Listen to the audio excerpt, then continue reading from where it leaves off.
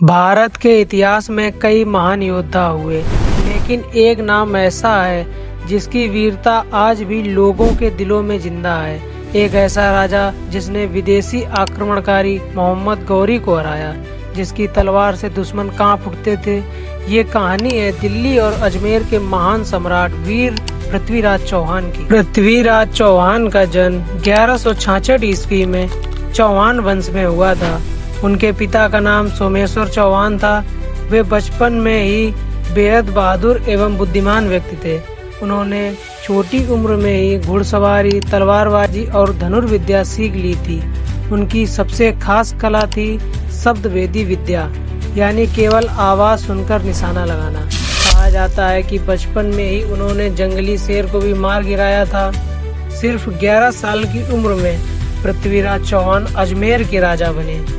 कम उम्र के बावजूद उन्होंने अपनी वीरता और रणनीति के कारण कई राज्यों को पराजित किया। धीरे धीरे दिल्ली और अजमेर पर उनका शासन स्थापित हुआ। उनके दरबार के सबसे प्रसिद्ध कवि चंद बरदाई भी थे, जिन्होंने पृथ्वीराज की वीरता को अपनी रचनाओं में अमर कर दिया। कुछ ही समय में पृथ्वीराज चौहान उत्तर भारत के सबसे शक्तिशाली राजाओं में से गिने जाने लगे। इसी के साथ अब हम बात करते हैं पृथ्वीराज चौहान और संयोगिता की प्रेम कहानी के बारे में। तो पृथ्वीराज चौहान की प्रेम कहानी भी इतिहास में काफ़ी प्रसिद्ध है।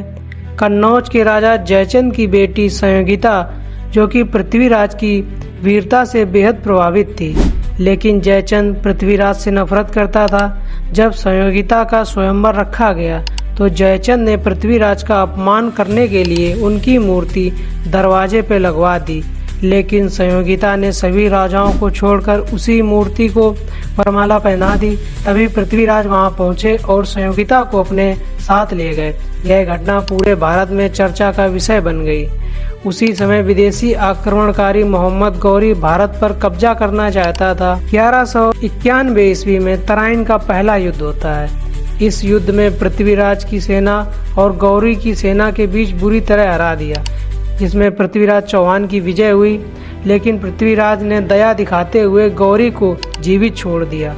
1192 में गौरी फिर वापस लौटा। इस बार उसकी सेना पहले से ज़्यादा बड़ी और तैयार थी। तराइन के दूसरे युद्ध में राजपूतों ने बड़ी बहादुरी से लड़ाई लड़ी, लेकिन आखिरकार पृथ्वीराज चौहान की हार हुई।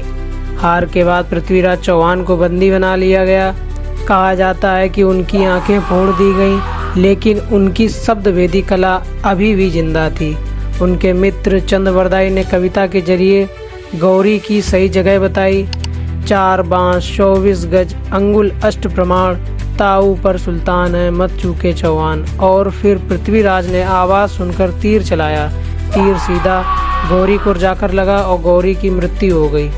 पृथ्वीराज चौहान सिर्फ एक राजा ही नहीं, बल्कि वीरता और स्वाभिमान का प्रतीक थे। उन्होंने अंतिम सांस तक अपने धर्म और मातृभूमि की रक्षा की। आज भी राजस्थान और पूरे भारत में उनकी वीरता की कहानी सुनाई जाती है। इसी के साथ अगर आपको वीडियो अच्छा लगा हो तो चैनल को सब्सक्राइब करें और वीडियो को लाइक करें।